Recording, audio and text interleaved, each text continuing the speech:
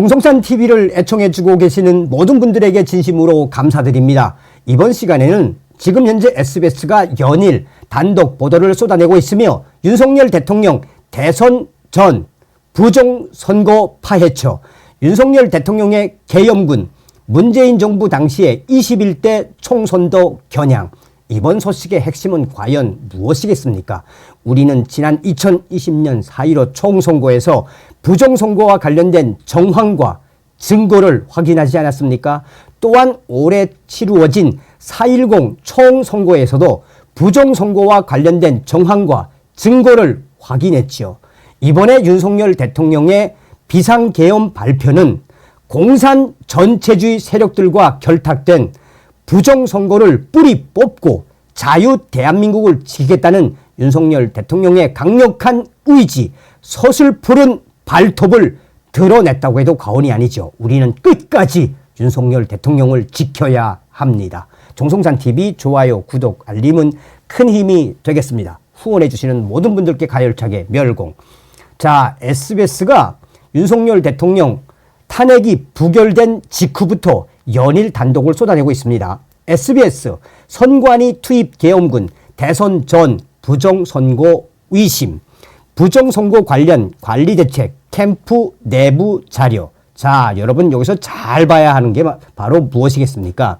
당시 윤석열 캠프 정책총괄지원실장 신용환 전 서원대 석좌 교수, 제가 이걸 다운받은 시간은 12월 30일 07시 29분입니다. 그리고 그날 08시에 전략조정회의가 있었습니다. 자, 당시에 캠프에 있던 신용환 이분이 왜 SBS와의 단독 인터뷰를 했을까요? 자, 그 내용이 무엇입니까? 4.15 국회의원 선거 과정에서 제기된 부정 의혹을 투명하게 검증하지 못하고 검증 지연, 대선 부정선거에 대한 우려가 심화되고 자유민주주의 붕괴 우려, 미래의 부정선거는 컴퓨터 알고리즘과 해킹, 검증 과정은 서버 땡땡 확보. 누가 등장하지요? 바로 양정철 당시 민주연구원장 개입설도 적혀 선관위에 들이닥친 이유 유추할 수 있어. 자, 그러면 여러분, 실제로 SBS의 뉴스를 한번 보시면서 여러분들께서 윤석열 대통령이 얼마나 강력한 수를 두었는지 느껴보시기 바라겠습니다. 자, SBS가 그때부터 지금까지 계속해서 이제 보도를 하고 있는데 핵심은 뭐 윤석열 대통령 편에서 한다라기보다도 핵심은 객관적인 팩트가 터져 나오고 있다는 겁니다. 비상계엄이 선포됐을 때 국회보다 중앙선관위의 계엄군이 먼저 투입된 데 대해 김용현 전 국방장관은 부정선거 의혹을 확인하기 위한 거였다고 설명했었습니다. 그런데 윤 대통령이 이미 대선 후보 시절부터 부정선거에 대한 의심을 가지고 있었다는 정황이 확인됐습니다. 보도에 박서경 기자입니다. 부정선거 관련 관리대책이란 제목과 2021년 12월 29일이란 날짜가 적혀있는 문건입니다. 지난 대선 당시 윤석열 캠프의 정책총괄지원실장을 맡았던 신용환 전 서원대 석좌 교수가 캠프 내부 자료라며 공개한 겁니다. 제가 이걸 다운받은 시간은 12월 30일 07시 29분입니다. 그리고 그날 08시에 전략조정회의가 있습니다.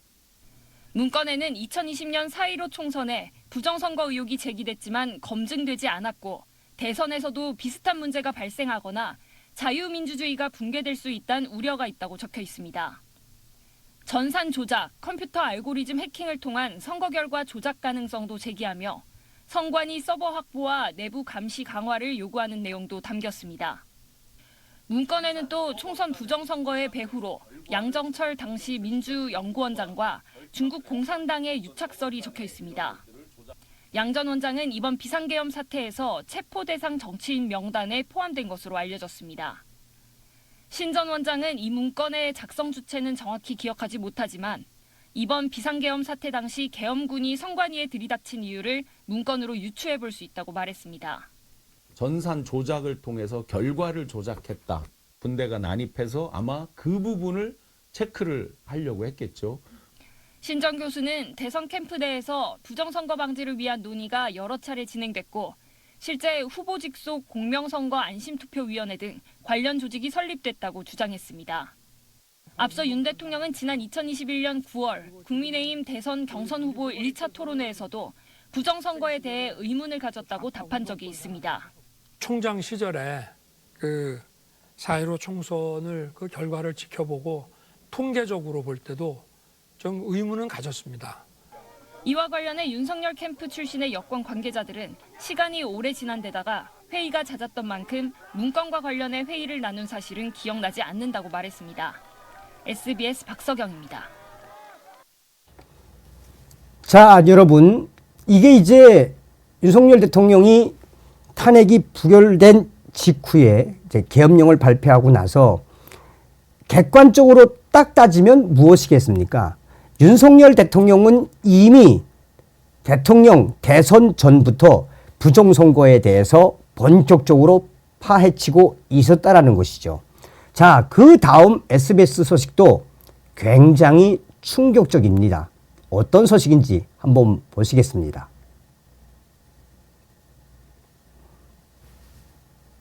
외교안보팀 최재영 기자 나와 있습니다.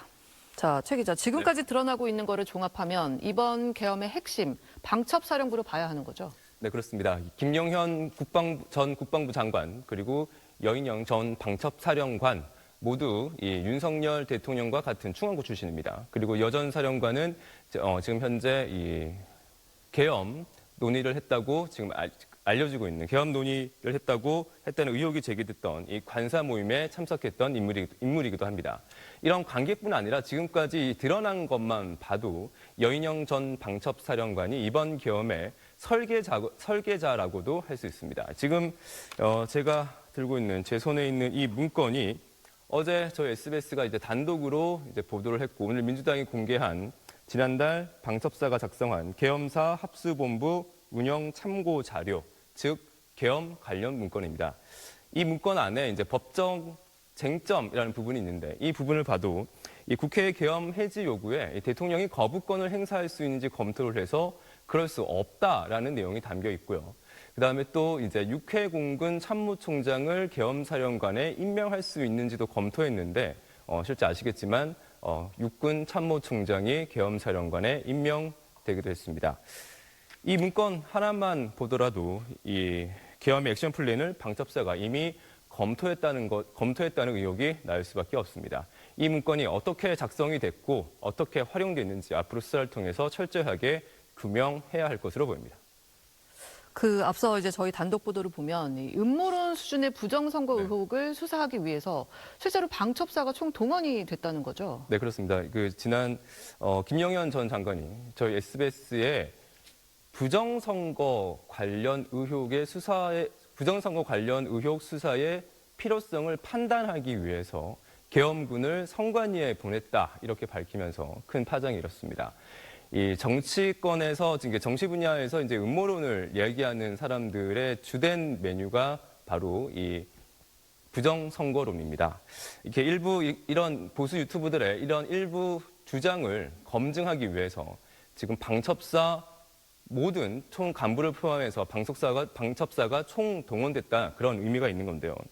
이 방첩사는 전산 관련 이 전문가 집단을 현재 운영하고 있는 것으로 알려졌습니다. 그런데 이 방첩사가 국회에는 이 국회에는 이제 그 소령급 이하 간부들을 보내고 이 선관위에는 이 실장급 대령 2명을 보냈습니다. 이것만 보더라도 방첩사가 선관위 수사에 집중했다는 의미이기도 합니다. 이 만약 12월 3일 당시에 국회에서 계엄 해제 의결이 되지 않았다면 이 계엄 합수부가 구성돼서 여 전 사령관이 수사 책임자로 부정선거 의혹을 지휘할 예정이었습니다. 오늘 국방부는 비상계엄에 가담했다는 의혹이 제기된 이 방첩사 수사단장 김대우 준장과 방첩사 1처장 정성우 준장을 직무정지했습니다. 네, 최 기자 얘기 여기까지 듣겠습니다. 자, 여러분, SBS의 소식에서 우리가 곰곰이 유추할 수 있는 건 무엇이겠습니까? 분명히 방첩사령부도 올해 4.10 총선거와 2020년 4.15 총선거의 그 부정선거에 대해서 굉장히 깊숙이 관여 또 혹은 준비를 했다라고 할 수 있는 거죠. 여기서 결정적인 것은 바로 SBS가 또 한 번 단독으로 터뜨린 것인데 SBS는 이번 소식을 통해서 아마 시청자분들, 제가 이제 직접 가봤습니다. SBS의 단독 보도를 한 그 유튜브 채널에 가보면 댓글만 수천 개가 달려 있어요. SBS 잘하고 있다. SBS 잘하고 있다. 한번 그 영상을 보시겠습니다. 비상계엄 사태 핵심 인물 여인영 전 방첩사령관과 관련한 SBS 단독 보도 이어갑니다. 계엄 당일 여인영 전 사령관이 중요한 행사까지 불참하면서 수차례 수뇌부 회의를 했던 걸로 확인됐습니다. 이 회의에는 계엄을 사전에 검토한 문건을 보고했던 대령도 포함됐습니다. 김태훈 국방전문기자입니다. 비상계엄을 선포하기 약 13시간 전인 3일 오전 9시 국군 방첩사령부에선 전입자 신고와 대령 직책계급장 수여 신고가 열렸습니다. 방첩사 대령들은 본부실장이나 각군 방첩대장을 맡는 방첩사의 중추여서 대령급 신고식은 방첩사에서도 중요 행사입니다. 여인영 전 사령관은 이 신고식 때문에 계엄 당일 바빴다고 SBS에 말했습니다. 제가 그날 이제 또 뭔 일이 있었냐면은 사령부의 대령급 실장들 한 10명 팀이 그날 보직 교대를 했어요. 하지만 정작 여 전 사령관은 신고식에 참석하지 않고 참모장인 이경민 소장이 신고를 받은 것으로 확인됐습니다. 사령관의 대령급 신고식 불참은 전례가 없어 방첩사 장교들은 긴급 사항이 발생한 건 아닌지 동요하는 분위기도 있었다고 전했습니다. 대신 여 전 사령관은 오전부터 밤 9시 이후까지 방첩사 수뇌부 회의를 여러 차례 주관한 것으로 드러났습니다. 이 회의엔 이경민 참모장, 정성우 1처장, 김대우 수사단장 등 장성급과 함께 남호 대령이 참석했습니다.